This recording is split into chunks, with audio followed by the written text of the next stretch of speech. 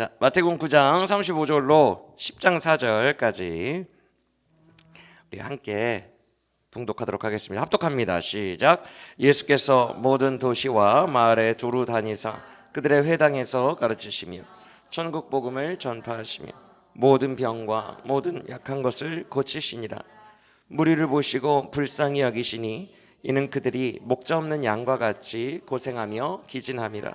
이에 제자들에게 이르시되 추수할 것은 많되 일꾼이 적으니 그러므로 추수하는 주인에게 청하여 추수할 일꾼들을 보내주소서 하라 하시니라. 예수께서 그의 12 제자를 부르사 더러운 귀신을 쫓아내며 모든 병과 모든 약한 것을 고치는 권능을 주시니라. 12 사도의 이름은 이러한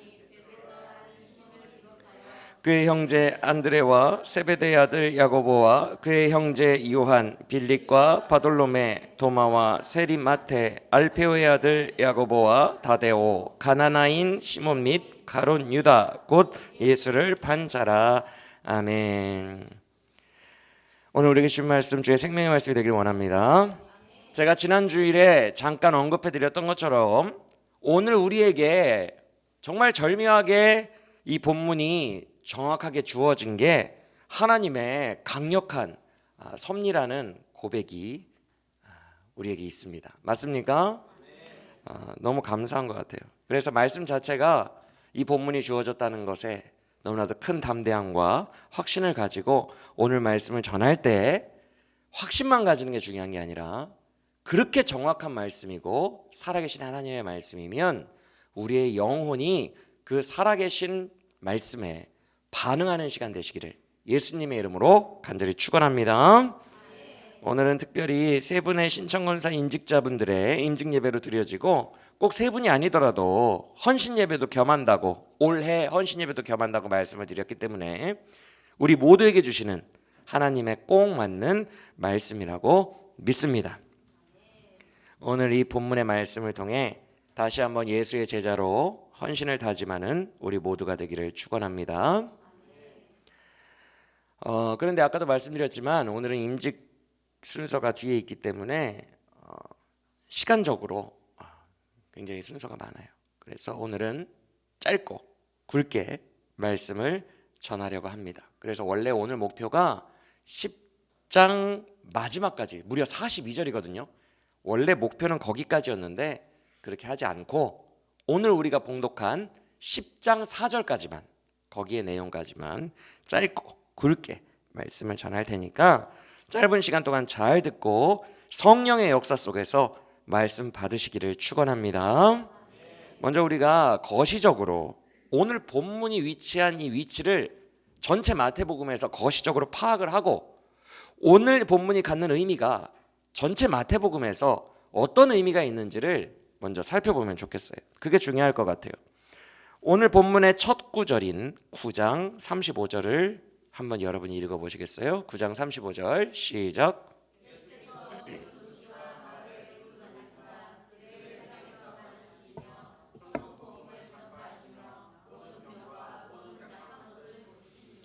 아멘. 지금 35절에 예수님이 하셨던 사역이 압축되어 있어요. 그렇죠? 어떤 일을 하셨대요? 모든 도시와 마을에 두루두루 돌아다니시면서 회당에서 가르치시면서 복음을 전파하시고 모든 사람들의 약한 것과 병을 고쳐주셨다. 이렇게가 예수님의 사역을 압축한 내용이에요. 맞습니까? 그러면 이거 기억하고 이 방금 읽은 구절을 기억하고 4장의 마지막인 23절 4장의 마지막 부분에 해당하는 23절로 가서 한번 읽어보겠습니다. 4장 23절 시작.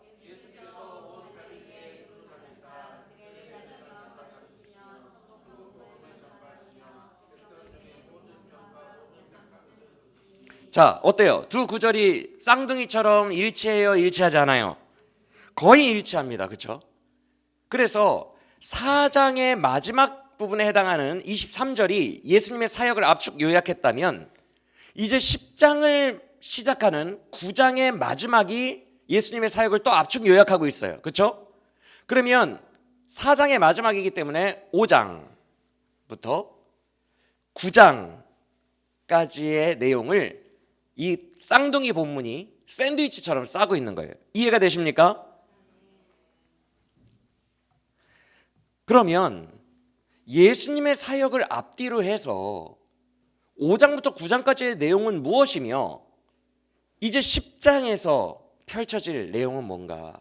우리가 이 중간에 들어가는 샌드위치 내용을 눈으로 따라오세요. 이제 복습인데 눈으로 팍팍팍팍 전진할 거예요. 5장부터 뭐가 시작됐어요?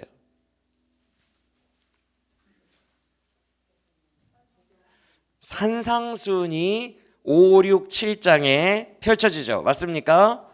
이 산상설교의 주된 주제가 뭐라고 했어요? 모세의 율법을 따르는 바리새인들과는 전혀 다른 그런 제자들이 새로운 시대의 주인공들이다, 제자들이다 라는 내용을 산상수훈에서 말씀을 하셨습니다. 그렇죠? 그리고 이제 산상수훈은 그렇게 7장까지 끝나고 새로운 시대의 제자들의 삶에 대해서 말하고 끝나고 우리가 최근에 살펴본 8장과 9장 보세요. 8장부터 8, 9장은 어떤 주제가 핵심이었어요? 단편적인 기적 이야기들의 나열과 같아 보이지만 그렇지 않다는 것을 우리가 몇 주 동안 살펴봤어요. 기억나시면 아멘. 그 8장, 9장의 단편적인 기적의 나열 같지만 그 8, 9장이 담고 있는 주제가 뭐였는지 여러분 저를 따라해 보시겠어요? 그러면 기억나실 거예요. 어떤 사람이 주의 제자가 되며 제자는 어떻게 살아야 하는가? 그 내용이에요. 8, 9장이. 그러니까 저를 보세요. 4장 말미에서 주님이 본인이 사역하셨어요. 본인이 막 돌아다니시면서 갈릴리를 두루 다니시면서 본인이 사역하셨고 9장 말미에서도 본인이 사역하셨어요. 그렇죠? 근데 정작 5, 6, 7, 8, 9 이거는 제자도와 관련한 내용이라고요. 어떤 사람이 새 나라의 제자가 되느냐 그리고 그들의 삶은 무엇이냐 이것에 대해서 이야기를 하더니 9장 말미에 예수님이 사역을 하시다가 추수할 것이 너무 많아. 근데 일꾼이 적어. 안 되겠어. 일꾼들을 세워야겠어. 그러더니 오늘 보면 10장 1절에서 12사도를 세우시는 거예요. 이해가 되십니까? 그러니까 본인 사역, 제자들에 대한 설명 그리고 이 설명에 맞는 제자들을 10장 1절에 세우시는 거예요. 할렐루야. 이해가 되시죠?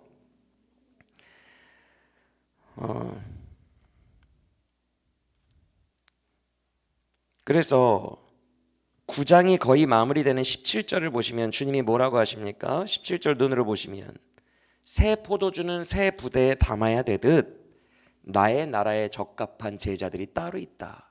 바리새인들이 내 제자가 아니라 내 나라의 제자들은 따로 있다 라고 말씀을 하시는 장면이 우리가 배웠습니다. 그러고 나서 이제 오늘 본문인 거죠. 그러면 여러분 질문합니다. 제가 다 설명해 드렸어요. 새 나라의 일꾼들, 새 나라의 제자들은 그러면 어떤 사람들이 되겠어요? 우리가 다 살펴봤어요. 8장, 9장 여기 나와 있는 사람들이 새 나라의 제자들이에요. 8장, 9장에서 말씀하고 있는 사람들이 새로운 하나님의 나라의 제자로 합당한 자들이고 일꾼으로 세워지는 자들임을 기억하시길 바랍니다. 그러면 이렇게만 말씀드리면 8장, 9장에 뭐가 있었지? 기억이 안 나실 거예요. 그래서 8장, 9장을 눈으로 따라오세요. 복습합니다. 8장의 첫 번째 단락 눈으로 보세요. 1절부터 어떤 사람이 제자가 되는지를 들어보세요. 나병 환자 같은 죄인. 당시에 나병 환자는 하나님께 천형을 받았다라고 느껴졌어요. 중죄인으로 여겨진 게 나병 환자예요. 그를 통해서 우리가 배웠던 게 뭐예요? 8장 2절 주께서 원하시면 8장 3절 내가 원하노라. 이게 무슨 말이죠? 나병 환자의 믿음은 뭐예요? 주님이 나를 고쳐주실 의지가 있다는 것을 나는 믿어요. 주님이 나를 구원하기 원하신다는 것을 믿어요. 이 믿음을 가진 죄인이 제자가 되는 거예요. 할렐루야. 아까 전에 우리가 불렀던 찬양에서 오라 하시네 이런 찬양이 있었고 제가 설명해 드렸어요. 주님은 보혈을 준비해 놓고 오라고 하십니다. 믿으십니까? 그러니까 우리가 주님이 나 부르셨는지 안 부르셨는지 어떻게 알아? 이미 오라고 하신다고요. 주님이 나를 구원해 주실 것을 주님이 그걸 나보다 더 원하신다는 것을 믿습니다. 이게 죄인 나병 환자의 믿음이었다고요. 여러분 안에 이 믿음이 있으면 여러분도 제자임을 기억하시길 바랍니다. 그리고 두 번째 단락인 8장 5절 이하를 보시면 하나님의 복음으로부터 되게 멀리 떨어져 있다고 생각됐던 이방인 백부장이, 멀리 있는 족속이죠. 이방인이면 유대인이 아니잖아요. 그 하나님과 나는 되게 멀어 보여 이렇게 생각할 수 있는 멀리 떨어진 죄인 이방인이 뭐라고 합니까? 말씀만 하시면 원격으로 고쳐질 겁니다. 내가 아무리 거리감이 있어도, 내가 하나님과 거리감이 있어도, 내가 그렇게 거리가 한참 떨어져 있는 죄인이어도 말씀만 하시면 원격으로 나도 구원받을 수 있습니다. 이런 원격의 믿음을 가진 자가 제자예요. 할렐루야. 세 번째 단락인 8장 14절에서는 어떤 자들이 제자가 된다고 배웠어요? 이 땅에서는 바리새인들이 거들떠도 안 보는 귀신 들린 자들, 연약한 자들, 소외된 자들, 그들이 마을에서 막 몰려와요. 예수님에게. 기억나시죠? 그럼 그들의 믿음은 뭐예요? 17절 보세요.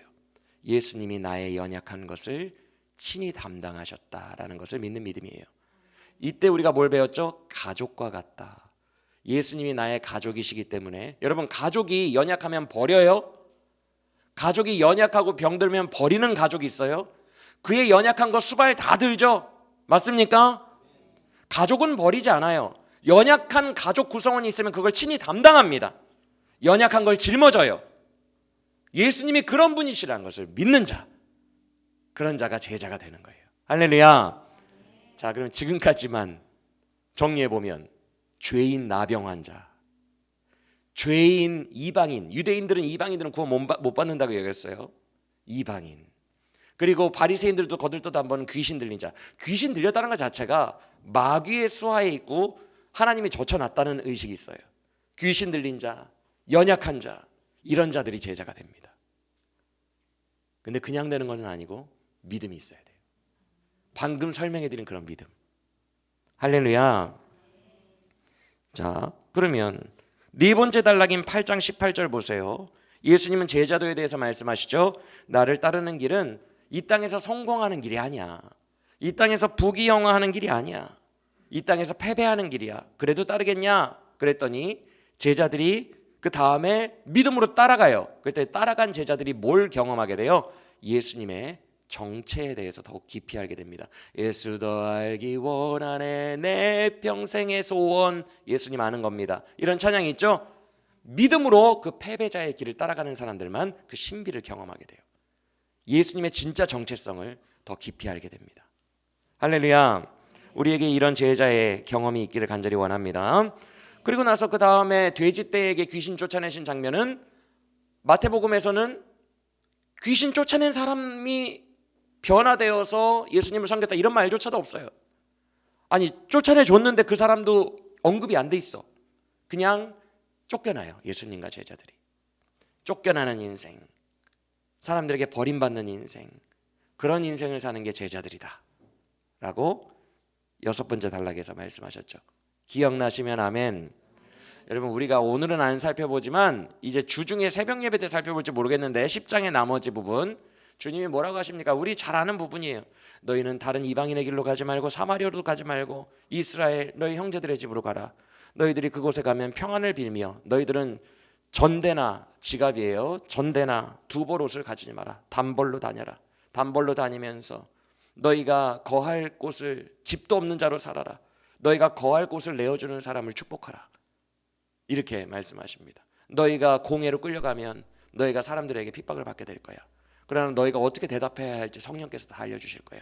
너희는 담대하라. 너희는 사람을 두려워하지 말라.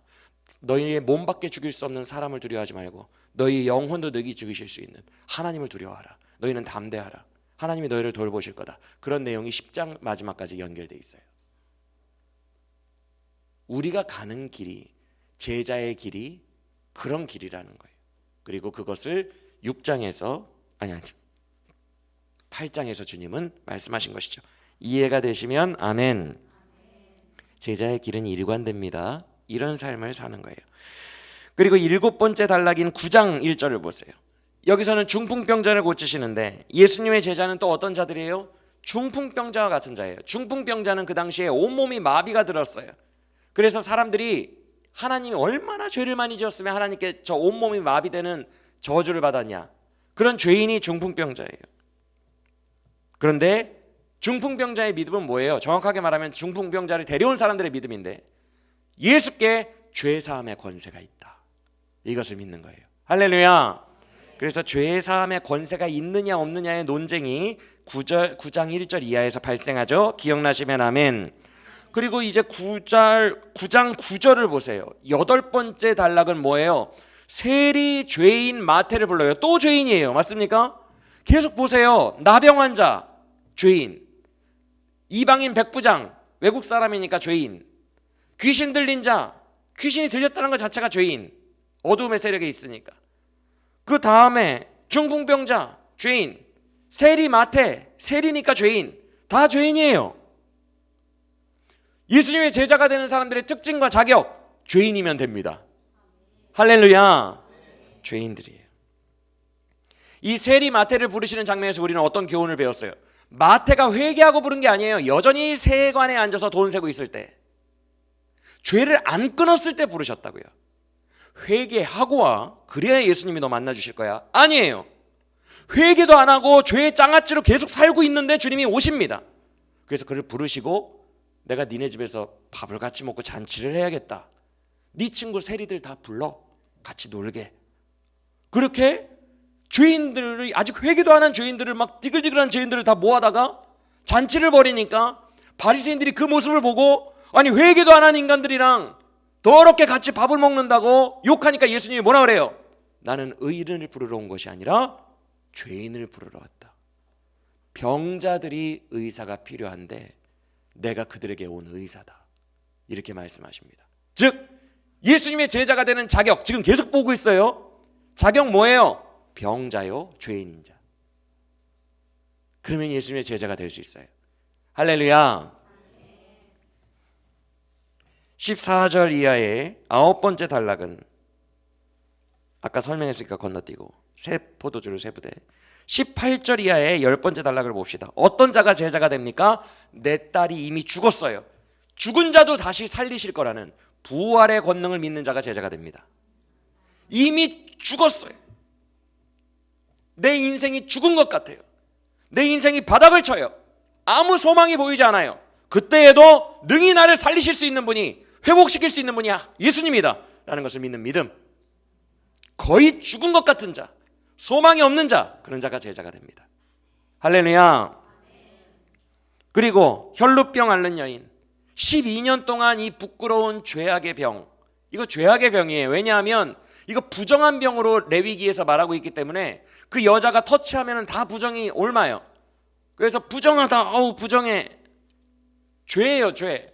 이 부끄러운 죄, 이 부정한 죄를 내가 감수하면서 음침하게 소망 없이 살아가는 것이 아니라 예수 그리스도의 겉옷 자락 끝에 나온 그의 의를 붙들면, 나의 의가 아니라 그의 의를 붙들면 내가 구원받을 수 있다는 것을 믿는 자, 예수 그리스도의 십자가의 공로와 그의 의를 믿는 자, 그런 자가 제자가 됩니다. 할렐루야. 내가 죄에 찌들어 있어도 나는 주의 십자가를 붙드는 자, 그런 사람이 제자가 돼요. 여러분이 그런 제자인 줄 믿으시길 바랍니다.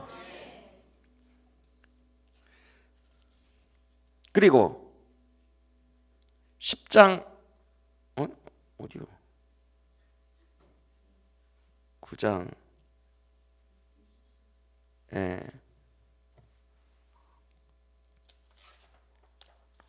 9장 27절 맞나요? 그 두 명의 맹인이 나온 거? 제가 한 장이 덜 뽑힌 것 같아요. 9장 27절을 이하를 보시면 그 맹인들은 뭐예요? 맹인과 같은 자예요. 눈이 안 보여요. 한계가 있어요. 근데 집요하게 예수님을 쫓아가요. 예수님만이 나를 구원할 수 있다는 믿음을 가지고 포기하지 않고 쫓아가요. 그럼 포기하지 않는 믿음이 있는 자, 그런 자가 구원받음을 믿으시길 바랍니다. 자, 그러면 다 정리해드렸어요. 제가 다시 저를 보세요. 4장 말미에 예수님의 사역, 9장 말미에 예수님의 사역. 근데 예수님이 혼자 이렇게 일하시다가 중간 부분에 계속 내 제자는 어떤 사람이 되는 거야 라는 것을 계속 말씀하세요. 어떤 사람이 주의 제자인가, 그걸 말씀하시더니 9장 말미에 나 혼자 일하는 거 너무 출소할 곡식이 너무 많아, 일꾼을 세워야겠어. 그러더니 이 자격에 맞는 사람들을 사도로 세우십니다. 기억나시죠? 그러면 이 자격이 뭐예요? 나병 자, 중풍병자, 맹인, 죄인, 소외받은 자, 귀신 들린 자, 이방인, 세리 마태, 병자들. 주의 일꾼으로 세워지는 자들의 특징, 죄인입니다. 할렐루야. 그런데 믿음이 있는 죄인이에요. 나를 능히 건지실 예수 그리스도의 의와 예수 그리스도의 능력과 주의 나를 사랑하심을 믿는 자들, 믿고 나오는 자들, 믿음 하나 가지고 나오는 자들, 그 사람들이 바로 여러분이고 제자임을 믿으시길 바랍니다.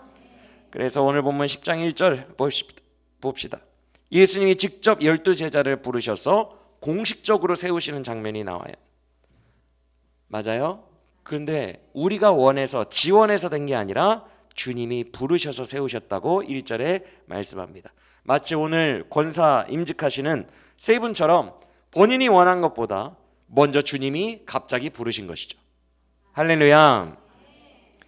그런데 10장 2절 이하를 보면요, 그 이름들이 호명이 되는데 그 사람들의 면면이 너무 재미있어요. 베드로는 어부입니다. 제일 먼저 나오죠. 눈으로 보세요. 사도행전에서 종교 지도자들이 베드로 보고 뭐라 그러죠? 아니 저 무식한 자가, 저자는 무식한 자가 아니냐, 어디서 글을 배워가지고 저렇게 똑소리 나게 얘기를 하냐, 이렇게 말하는 장면이 사도행전에 나와요. 베드로는 어부예요. 그것도 천대받는 갈릴리 사람이에요. 그의 형제 안드레는 똑같아요. 갈릴리 출신 어부.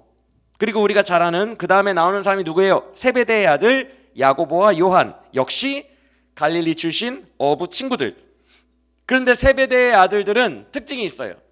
주님이 별명을 붙이셨어. 그 두 사람에게 뭐라고 붙이셨는지 기억나요? 우레의 아들들, 너희 둘은 우레의 아들들이야 라고 예수님이 별명을 붙였어요. 우레의 아들이 뭐냐면 천둥의 아들들이에요. 왜? 성깔이 너무 더러우니까. 그러니까 우리로 말하면 저 사람은 성질이 너무 더러워, 이런 사람이 주님의 제자가 된 거예요. 별명이 우레의 아들인 사람들이 주의 제자로 부르심을 받은 거예요. 어부에 무지하고 부족하고 천대받는 갈릴리에 성격도 이상해. 근데 주님이 제자로 부르세요. 그게 우리임을 믿으시길 바랍니다. 그리고 3절의 빌립, 역시 베세다 출신. 베세다가 뭐예요? 어부의 마을이라는 뜻이에요. 베세다 출신 어부. 그의 친구 바돌로메, 역시 베세다 사람. 도마는 우리가 잘 알다시피 엄청 단순한 사람이에요. 도마는 진짜 단순해요. 나 예수님 그 못 잡고 안 보면 안 믿어 나. 그리고 예수님에게 하나님을 보여주세요. 돌려 말할 줄도 모르고 두 번 생각할 줄도 모르는 아주 단순한 사람이에요. 저와 여러분 같은 보다 더 단순할 수 있는 단순한 사람 도마가 제자로 선택이 됩니다. 그리고 세리마테, 앞서 살펴보았죠. 공식적인 죄인이죠. 그렇죠? 알페오의 아들 야고보는 별명이 작은 자예요. 작은 야고보라고 불렸어요. 근데 이 작은 야고보가 큰 야고보가 있으니까 비교해서 불렀다, 이게 아니라 작은이라는 단어가 어리거나 몸에 외소증이 있는 사람을 말해요. 어리거나 외소증이 있는 사람, 그런 헬라어예요. 그러니까 이 야고보는 히브리인들을 어린 사람 업신여겼거든요. 30살이 되지 않으면 업신여겼어요. 어리거나 아니면 외소증이 있는 사람, 이런 사람을 주님이 제자로 부릅니다. 그리고 다데오는 정보가 없어요. 그리고 4절을 보시면 가나나인 시몬이 나오는데, 이 가나나인은 열심당원이라는 뜻이에요. 이게 뭐냐면 로마 제국에 맞서 싸우는 게릴라예요. 게릴라원들이 열심당원인데, 이 게릴라들이 우리나라나 이렇게 우크라이나 게릴라들처럼 이렇게 멋있게 싸운 게 아니라 일부러 소요 사태를 일으켜요. 데모를 일으킨 다음에 거기에 폭력 사태, 유혈 사태를 일으키는 사람들이에요. 그래서 이제 그쪽을 연구하시는 학자들에 의하면 폭력배들입니다. 폭력배들. 일부러 유혈 사태를 일으키고 소동을 일으키는. 그래서 로마 정부를 전복시키기를 원하고 백성들의 화를 일부러 막 일으켜가지고 반란하게 만드는 그런 마음을 갖게 하는 그런 선동가들이 열심당파 사람들이에요. 그래서 사실상의 폭력배라고 보시면 돼요. 근데 이런 자가 제자입니다. 그리고 제일 마지막에 나오는 거 누구예요? 그 유명한 가룟 유다, 예수님 배신한 사람. 자, 제자들의 명단 12명이 소개가 됐어요. 스펙 좋고 멋있고 성격 좋고 그런 사람 있어요, 없어요? 없어요. 한 명도 없어요. 제자들의 특징, 참 못난 죄인들을 부르셔서 주님께서 일꾼으로 쓰신다. 바로 저와 여러분같이 부족하고 못난 죄인들을 부르사 일꾼으로 쓰시는 분이 우리 예수님이고 우리가 새 나라의 주역들이라는 것을 믿으시길 바랍니다. 앞뒤 옆 사람과 인사합시다. 당신이 새 나라의 주인공입니다. 예. 그리고 그들을 그때부터 뭐라고 부르시냐면 10장 1절을 보시면 1절에는 제자라고 부르셨다가 2절을 보시면 명칭이 뭘로 바뀌어요? 사도로 바뀝니다. 이 12사도가 교회의 기둥이 돼요. 이 사도라는 말의 헬라어 뜻이 보내심을 받은 자예요. 예수님께 보냄받았다는 거예요.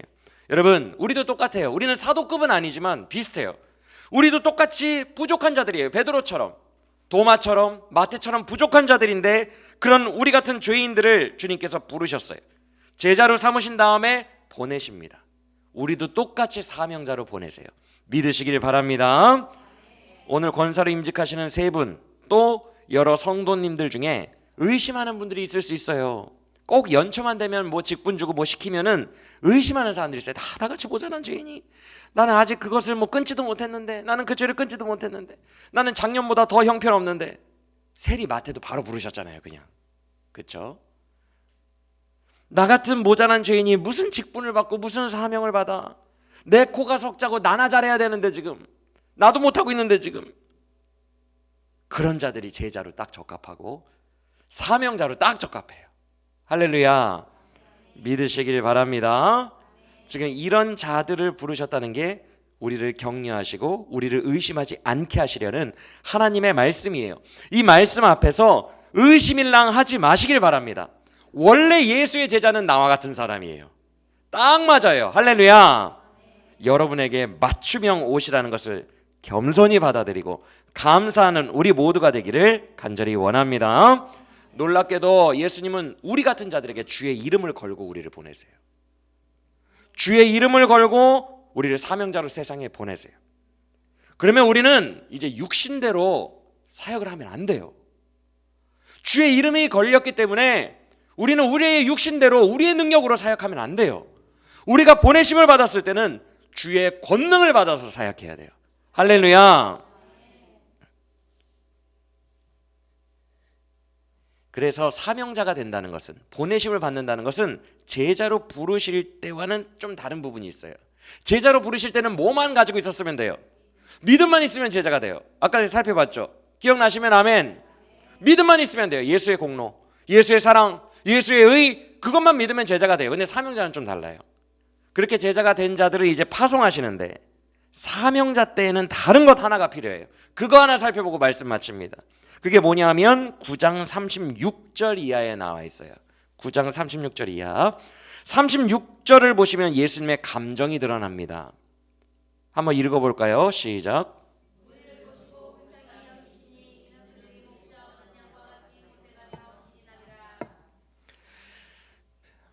예수님의 감정이 뭐였어요? 불쌍히 여기시다예요. 여러분, 여기서 말하는 불쌍히 여기시다가 성경의 다른 곳에 나오는데 탕자의 이야기에서 나와요. 탕자 이야기에서 탕자가 돼지우리에서 나와가지고 아빠 집으로 돌아가야겠다라고 돌아오고 있는데 아빠가 저 멀리에서 자기 아들 오는 것을 보고 이 헬라어를 씁니다. 불쌍히 여겨서 달려나가 끌어안고 입맞추니라, 이렇게 말해요. 어이구, 내 새끼 왔어, 내 아들 왔어, 왜 이렇게 불쌍해, 너무너무 불쌍해, 어디에서 이렇게 고생하다가 온 거야. 아버지가 아들을 바라보는 그 불쌍한 마음, 측은한 마음, 그것이 오늘 본문에 예수님이 무리를 보시고 드셨던 감정이라는 거예요. 이해가 되시면 아멘. 주님은 죄에 찌들어가지고 절망에 찌들어서 유리하는 백성, 방황하는 백성들을 볼 때마다 그 아버지의 마음으로 불쌍하게 느끼셨대요. 36절 다시 보세요. 어떤 부분을 특별하게 불쌍히 여겨요? 목자가 없는 양의 상태를 불쌍히 여기셨대요. 우리가 마침 엊그저께 금요예배 때 양과 목자에 대해서 배웠어요. 제가 뭐라고 했죠? 양이 목자 없이는 생존이 불가능합니다. 단순히 돌에 걸려서 넘어져도 못 일어나요, 혼자. 그냥 넘어진 상태에서 죽는 거예요, 일으킨 사람이 없으면. 양은요, 미약하다 못해 그런 동물을 하나님이 왜 만드셨을까 싶을 정도로 미약해요. 근데 예수님이 볼 때 저 불신자들, 목자가 없는 양과 같이 유리하는 백성들을 보면 너무너무 불쌍하게, 목자가 없는 것에 불쌍하게 여기신다는 거예요. 왜? 양은 목자가 없으면 스스로 살 수가 없기 때문에. 할렐루야. 여러분, 양은요, 목자가 없으면 금방 죽어요. 진리가 없는 세상의 불신자들이 바로 이래요. 목자가 나에게 있다는 그 말씀이 없기 때문에 스스로의 힘으로 세상과 좌충우돌 살아가다가 우울증도 걸리고 실패도 하고 술도 먹다가 암 걸리고 그렇게 살아가요. 진리와 목자 대신 예수님을 모르기 때문에 방황하는데 어디로 가야 할지를 몰라 양들이 죽어가고 있다고요. 그게 이 세상에서 살아가는 불신자들의 마음이에요. 혼자서 고분분투하지만 목자가 없기 때문에 기진합니다. 여기서 기진하다라는 헬라어가 내팽겨치다, 버려지다, 내동댕이 쳐지다, 덩그러니 남겨놓다라는 뜻이에요. 지금 주님은 자기의 양떼와 자기의 자녀들이 각자 목자가 없는 상태에서 내팽겨쳐지고 세상의 한가운데 덩그러니 녹아져서 죽어가고 있는 그 상황을 안타까워하시고 아빠의 마음으로 불쌍히 여기고 있는 거예요. 믿어지시면 아멘. 근데 잘 보세요. 주님이 그 불쌍히 여기는 탕자 아빠의 마음을 가지고 계세요. 그 감정을 그대로 가지고 오셔서 누구를 바라봐요? 제자들에게 말씀하십니다. 37절과 38절 여러분의 목소리로 읽어보겠습니다. 시작.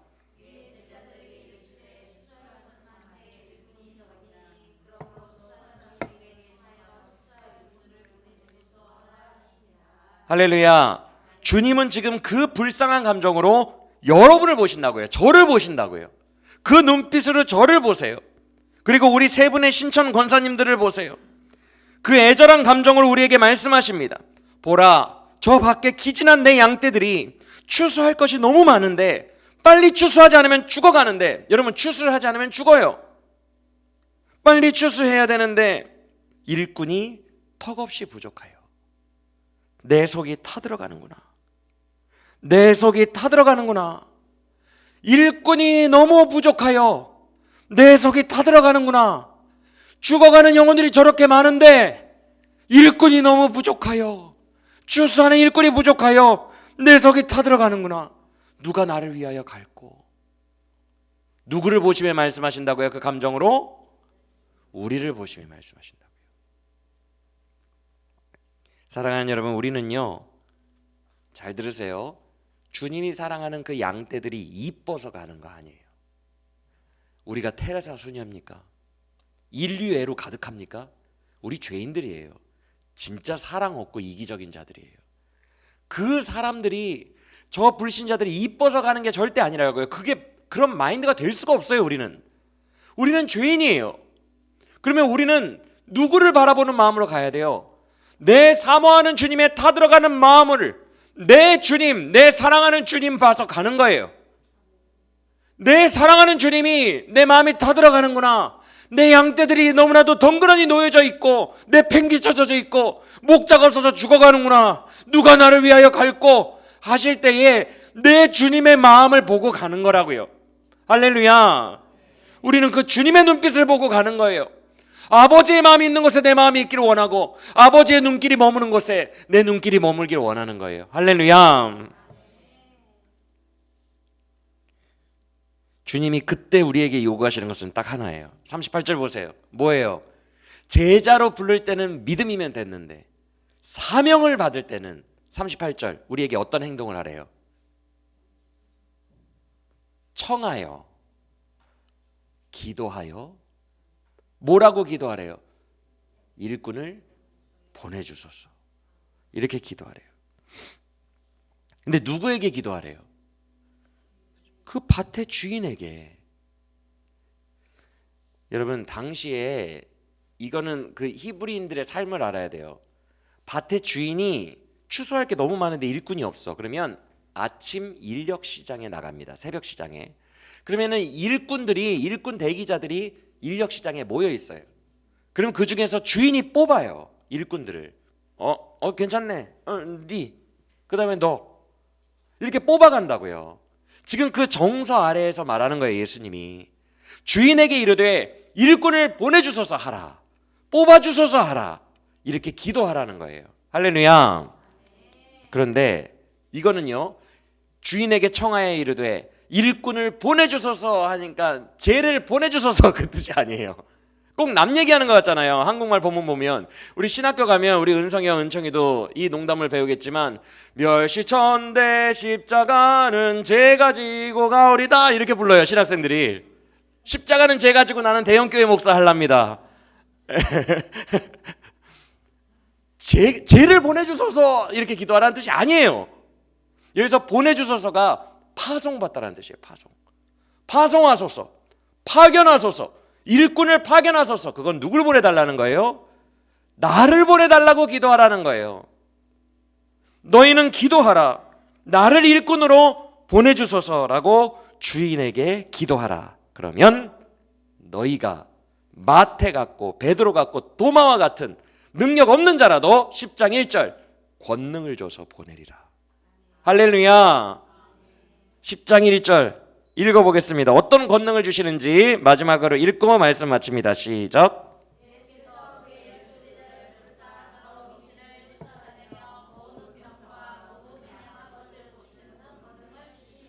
할렐루야. 이게 제자의 특권입니다. 여러분, 어두움에 눌릴 때에 우리에게 특권이 있어요. 어두움을 물리치고 생명을 주고 승리할 특권이 우리에게 있다고요. 어떤 자들에게? 주님, 내가 가기를 원합니다. 나를 보내주소서. 저 어둠에 갇힌 영혼을 내가 구원하기를 원합니다. 나를 보내주소서라고 기도하는 제자들에게는 권능을 주신다고요. 할렐루야. 그 권능을 믿으시길 바랍니다.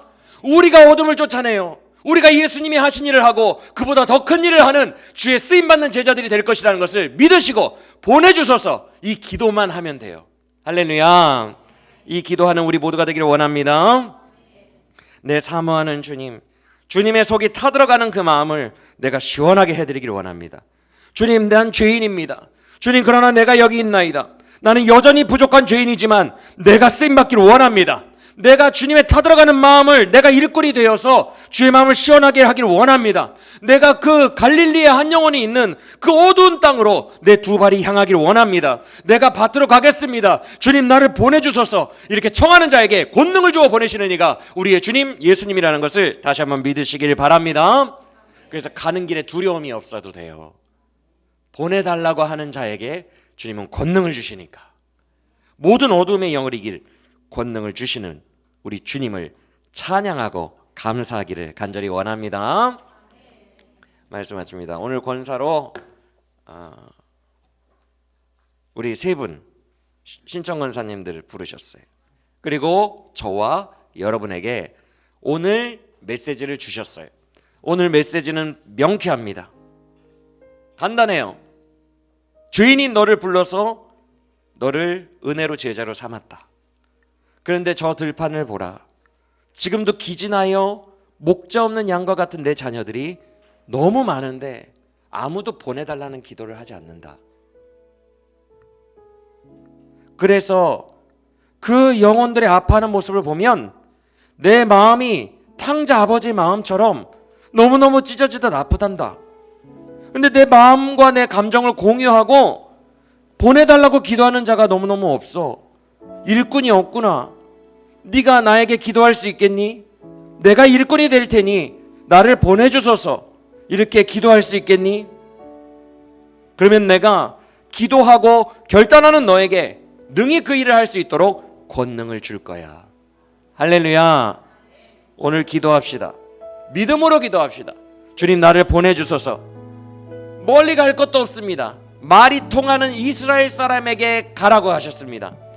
주변에 분명히 아파하는 영혼이 있어요. 기진하여 갈 길을 알지 모르고 방황하는 영혼들이 있어요. 그 잃어버린 갈릴리의 한 영혼이 있어요. 주님, 그 한 영혼에게 내가 가겠습니다. 나를 보내주소서. 그러면 여러분을 권능으로 가득 채워서 보내주시고 그 영혼을 추수하게 하실 줄 믿습니다. 아멘. 그 영혼은 구원받는 거예요. 여러분을 통하여 구원받게 하실 줄 믿습니다. 영광을 가장 받는 게 이 땅에서 다른 사람 구원하는 거예요. 저 천국 가면 이 땅에서 다른 사람 잃어버린 영혼 구원한 것이 얼마나 큰 영광이 되는지 몰라요. 아버지가 제일 큰 영광으로 축복해 주시고 칭찬해 주시는 것이 잃어버린 한 영혼에게 가서 그 영혼을 권능으로 구원해내는 거예요. 여러분을 통해서 그 일을 하신대요. 영광 위에 영광을 주시는 거예요. 우리 같은 자들을 영광으로 부르시고 영광으로 쓰시는 것입니다. 이 영광을 믿고 오늘 이 시간에 함께 기도할 때 나를 보내달라고 기도하는 영광의 모든 사명자들이 되시기를 예수 그리스도 이름으로 간절히 축원합니다.